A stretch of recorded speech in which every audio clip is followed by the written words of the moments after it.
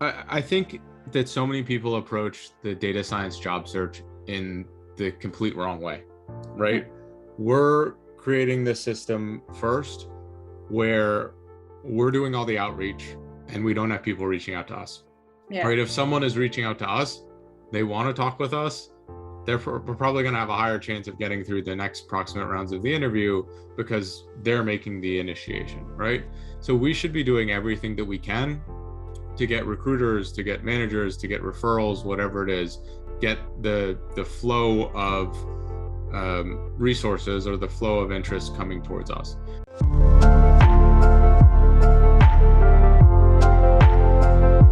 Yeah, I like the idea of using data science to break into data science and actually land the job. But then you talked about portfolio being maybe customizing your portfolio to make it relevant to that company. So in terms of portfolio design, what would your advice be for people who are new to this field in general? How should one develop So, an effective portfolio? so people, another thing is that people just look at their portfolio wrong, right? Your portfolio is not to show how you're the same as all these other candidates with the same projects and problems, right? It's Yeah. to show how you're different from them, right? It should be probably the number one differentiator you have if you don't have a ton of work experience, right? Hmm. And effectively, the best way to do that is to take a problem that is relevant to the companies that you're applying to and work on it and show them that you can do the work that they might have for you Yeah. before they would even hire you. So an example of that would be, let's say someone wanted to work in sports for a let's take a cricket team, right? If I already had projects related to cricket, great. If I have the ability to analyze and understand that game better, incredible.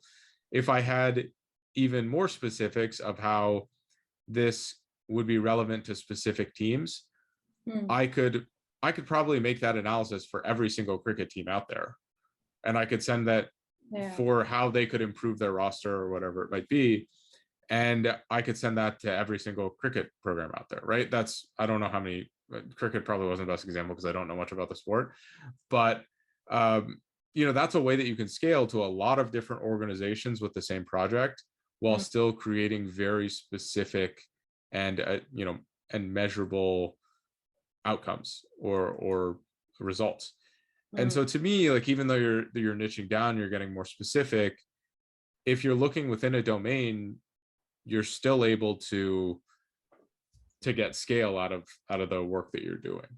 And so I would look at it in that sense. It's like, hey, what projects can I do? What can I design that'll be like meaningful in a specific domain that Hmm. scales across all the companies that within that domain that I would apply to? Right. So you're saying that the value of the portfolio is in its specificity, get as specific as possible, and then make it relevant to the company. Yeah, well, I mean, you can get specific in general at the same time, like I just described. Like, I generally would recommend doing projects within a couple of different subdomains. So let's say I'm a new data science candidate out of college, right? Yeah. And I realize, like, agriculture is really interesting to me. Hmm. Maybe I'm trying to think of insurance is interesting to me, Healthcare. and some other subdomain field, maybe finance is interesting to me. Like, there are three things. I Hmm. can do three projects each on one of those, and I'm probably ahead of 90% of other candidates who just did the Titanic data set or some other data sets that weren't as relevant, right? Within those three domains, I have projects for each of those, and I have these other projects that are still relevant, that still show I can do data science. And so, the ability to build a portfolio, it's a portfolio, it's showing what you can do across different things, but you're still getting the specifics of each of the industry that you've baked in. So you can be intentional with the projects you do. And I don't see anything wrong with pursuing passion projects that are just interesting in general. Yeah. If I wanted to track my own sleep data or do something like that, that's great. Hmm. Um, but if you're really looking at just how can I land a job the most effective way, like, what company isn't going to hire you if you've already shown that you can do relevant work, and maybe they can even take the models that you've built and start using them right away, right? Yeah. like they would hire you just to have access to the work that you've already done, not even for what you can do in the future.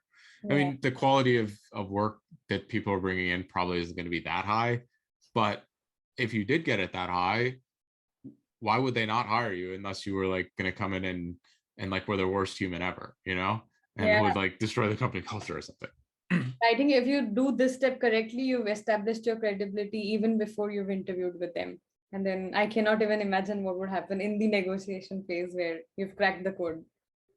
Yeah, And well, I mean, yeah, it's a very interesting like demand equation, right? If they yeah. know, wow, this person has something that we want already, that Mm, changes the complete dynamic of the interview, right? Because you already have something very clear to offer them, and now they start with like, oh, this person's already valuable. The whole frame that they have around who you are and why you're interviewing changes a little bit. absolutely. Yeah. All right. So in terms of the questions that I had, those were it. But before I interviewed you, I had the LinkedIn community send us a few questions that they had for you. So there's one question from P. Karthik, and this question is specifically around how do you return to this field after a break? What should you be doing to brand yourself after you've taken a break from data science and now you're planning to come back? So I had a really good interview with Sundis Khaled recently, and she took a pretty long break off. Hmm. And, you know, I took away a couple really interesting things from that. I mean, like your break is a little bit your business, right? Yeah. And if you're trying to get back and develop the skills, I would always recommend projects, right? That to me is like, hey, the best way to get your hands dirty with real data science. If you're trying to create a brand and do things culturally, just talking to people is really valuable. A lot of people will be willing to spend time and just have conversations with you about their work. And these conversations aren't aimed at landing you a job or doing anything like that. It's about understanding the nature of the work. And you can document those, you can keep track of those. Eventually you might find that some of these people, you know, if you're well spoken enough, if you clearly know what you're doing, they might say, hey, you should talk to this other person because they have something really relevant here. And that person might say, hey, like actually you'd be a good fit for this role that is coming up. And it sort of cascades like that just by talking to people and hearing their stories and understanding about the nature of their work. um, People forget that every conversation is two ways, right? Hmm. And rather than just asking, if you can convey in some way that you have value, or that or you might think about a problem differently, or any of these things, organically that shows through, and it can create additional opportunities for you as well. So like the number one thing you should do is just get back out there, is Hmm. to do something, Right. right? The second thing you should do is probably just like, you know, start talking to data scientists, figure out what's going on, what's changed, Hmm. what the experience is like, you know, what they're looking for, or what they could, um, you know, what they like or what they don't like about their work. Like creating connection is probably the second thing. Right. So And projects then, and networking. yeah, And again, precisely. they would definitely have to pivot to their past experience where they were in that field and again bring it back. Yeah. I mean, that's something that I think That's a given. people really yeah, they forget about, is that they did have previous work experience. Hmm. And so if they're already coming from data, great. I mean, they have a track record. If they're coming from another field, they shouldn't forget about that other field. There's very valuable things that you can learn from the other domains that you've worked in that are relevant to data, whether it's just how to talk to people, whether to, you know, for me, I came from consulting. So the way that I can communicate, for example, with business stakeholders is Hmm. generally, I think, like on par or a little better than the average data scientist, right? Yeah. So to me, like, don't forget about the past, leverage it, and use that as a stepping stone, or a pivot, and don't just like forget about it and start new again. You're never starting from scratch, no matter where you are. Yeah, there are always a set of transferable skills that you can bring from your previous job or from your previous domain. And I think there's a general tendency to undervalue your past experience, especially when you're transitioning your career. And that has to be avoided because that's the root of all the problems. at times. I would agree. Well, that's also what makes you different, right? Is if every candidate came from computer science and math background. Let's just say that that's like the stereotypical data science background. Someone coming in from, I don't know, like an exercise science background, they might be really interesting because they'd be the only one that's different in that playing field, right? They would get different attention. They'd say, okay, why is this person interested? And if they have a really compelling story around why health and exercise science led them into data, I think that they would be at an advantageous position because they're the only one that sticks out, right? Like what sticks out gets noticed. They also say that like the nail that sticks out gets hammered down, but I don't think that applies in this specific circumstance. Yeah, I agree. So sticking to your past always helps. So the next question is by Albert Bellamy, and he's asking about the latest thing that you learned in data science that changed your perspective toward the field. And that's a an good question. Yeah. So I learned something very interesting recently is that not everyone uses tooling the way I use tooling.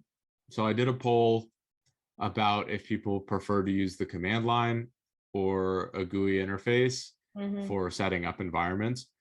And a lot of people, it was like more people preferred GUI setup of like Anaconda than they did from doing it in the command line. And that was really surprising to me. Like I've always thought that like the command line, if you can use the command line, that's what you prefer to do. And I was of the complete, like opposite belief of what the data showed. And to me, that's one of the really cool things about YouTube for the community for me, or LinkedIn, is I can test some of these hypotheses, and I learn when I just get direct feedback from groups. I mean, that happens to me very routinely with my YouTube videos where I'm like, wow, I thought that video would be a major hit. And people are like, oh, that's just not that interesting to me compared to these other video concepts that are out there. And so I'm constantly being humbled by what the actual data says versus what my perception is. And I encourage everyone to be honest with yourself around those things, because it's hard, like with an ego perspective, like, oh, I'm this YouTuber, I know what the audience wants, and that just frankly isn't always the case. Like I'm constantly getting checked. Yeah, it is, and it's very funny. Even I make reels on Instagram, and the reel that I spend almost a minute on, and that goes a hit, and the one that I spend 3 hours on, it goes unnoticed. So I've also experienced things like that. Yeah, I mean, it's crazy. I mean, it's people are infinitely complex. We think we can figure out what other people want, but at scale, you think it'd be easy, but it is way harder than I ever imagined. And that makes content creation interesting, right? That's the challenge that we're signing up for. Yeah, and I think some people they figure out the formula over time. I certainly haven't, but that's sort of the fun of it too. Is that if I had time to dedicate fully, so 2 years ago when I started doing YouTube, I was obsessed. It's like all I was thinking about. I was like that was the one thing I was really working on, and I was able to like board, right? That was pretty smart. What? You had the leadership board on your YouTube for people who engaged with your content the most, and top 5. Yeah. Remember that? Yeah. Well, that was a lot of fun. I did realize, so I shipped out all the prizes and I spent on shipping, because a lot of people who won were in India, Pakistan. Yeah. I ended up spending like 1,500, like $1,500 on shipping just to get the prizes out. And the prizes, they're only like $200-$300 for all the prizes. So I spent more on shipping than, I mean, I got the prizes for free to give away, but I was like, oh no, I will be doing more prizes, but I have to figure out how to make it sustainable for me, because that financially that was, but I digress. I mean, at that point in time though, the point I was trying to make is that like I focused single-handedly on YouTube and making my videos better and doing that. And with everything I'm taking on right now, I haven't been able to do that. Yeah. And that makes YouTube a little bit less enjoyable for me, because when I do something, I want to do it to the best of my ability. And I need to get back to the place where I can do a few of the things, namely YouTube and my podcast, to the best of my ability. And so, if someone's thinking about, oh, I want to learn all these different data skills. I want to learn Python. I want to learn this. I want to learn that. Like narrowing it down a little bit or narrowing it on a project is probably the best way to bring everything in and do your best about learning or whatever the pursuit you're after is. Yeah, I think that's absolutely necessary and something that we usually forget in today's days. But it's been amazing to look at your content creation journey, because I remember that I was the 100th subscriber of your channel. Now you're at 194K. So I've been a part of that whole journey. It's amazing. So Yeah, well, thank you for being a part of it the whole way. Yeah, I remember 100 subscriber. That number stuck to my mind. Yeah, all right. So coming to the last part of the interview, I just had a rapid fire round for you, and I remember we had this the last time that we recorded. So hopefully, your answers remain the same. The first question is, what would you do if you were not a data scientist? And you have to answer quickly. You cannot think. Probably something related to food. I thought you would be a teacher. Yeah, possibly. I enjoy teaching. I don't know if there's anything I enjoy quite more than eating, though. So, but am I really a data scientist, or am I a teacher at this point in my career? Right? I mean, I probably teach as much as I do data, and so I will say I think I already checked that box. Yeah, but your last answer, I think, was teacher. So you changed it. I did. Yeah, I have no recollection of what I said last time. You would probably be a food critic, maybe, so that you or a chef. I like working with my hands. I don't get I get a code, but I don't get to work with my hands as much as I would like in the data domain. So yeah, I'll say chef. Chef, okay. The favorite book for breaking into data science? Probably, it's not a data science book, but I recommend everyone to read The One Thing. That was a book that I read like midway through my data science journey, and I think it would have helped me put all of my learning into perspective. Obviously, it's about focusing on singular things and the value of doing that. That's been a pretty common theme of this conversation today. Yeah, perfect. All right. Favorite data science meme or joke that you might have come across, even though you're doing less of Insta these days? Chelsea Parlett on Twitter has some really good ones. I don't have one off the top of my head. I if anyone saw the Oscars recently, with the Will Smith and Chris Rock, I have a feeling there's going to be some really good data memes around that, and I'm looking forward to seeing those. All right. So then, the biggest myth about this field, in one sentence. That it's difficult to break into. I think that it is very simple to break into data. I should say that breaking into data is complex. Like, breaking into data is simple, but it does require a lot of hard work, and it requires introspection. It requires creating a portfolio. It requires a lot of steps, but the overall process is very straightforward if you're willing to put in the work and the time. And I think that a lot of people just get wrapped up and they overcomplicate things.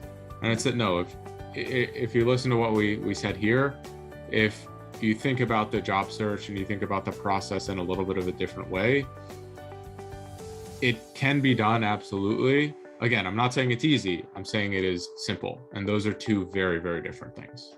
Absolutely. So smart work and hard work, both. Yeah, I mean, we're working on the things that will make you employable. Working on communicating with companies in the right way. I think just the information around how to break in, especially for people that are coming out of college that are not exposed to the workforce and they don't know how it works, that can be unbelievably overwhelming.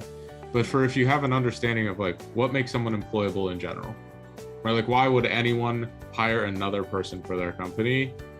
First, you think of technical skills, but after you work in the workforce, you're like, wow, technical skills are important, but man, I wish they knew how to use I wish they were like enjoyable to talk to. I mean, this guy is super technical and I have to work with him and talk with him every day, but man, he's like really mean.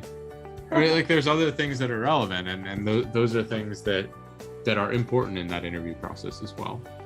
Absolutely. And I think that itself, that the last point of yours is the biggest takeaway of this conversation, because that's the point that we want to get across. It's simple and it's totally doable. You just have to put in your work and be consistent. It's, again, and building your personal brand in a very smart way.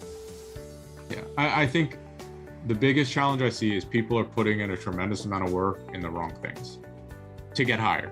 Maybe not to like learn data science, or maybe not to whatever it might be, but the allocation of time as I've gotten older, not that I'm like older or anything, but that's become really important to me, is that, wow, I've spent so much time in my life focusing on the things that didn't create real value. Maybe they created this much value, but putting the same amount of time into another thing creates that much value. Why am I wasting so much time putting into the stuff that's only going to get that much out of it? And you know, that one is very relevant to anyone, especially related to the data domain. Yeah, maximizing the return on investment. Exactly. Absolutely. That was the end of all the questions that I had for you. Perfect. Yeah, thank you again. It sucks that the first one got recorded. I would imagine this was completely different, because it was I completely have no recollection of what I said last time. So no, I had a record of the questions that we'd asked, but the conversation was in a completely different direction. So I think this time we did much better. Okay, even better. Perfect. Thank you so much. I know I tend to ramble, so I appreciate you keeping me on track. Yeah, I think we also got a little philosophical in the middle, and hopefully that's the part that people will most enjoy, because we keep talking about data science. Yeah. It's the one I have the most fun talking about. So yeah, absolutely. Thank you so much.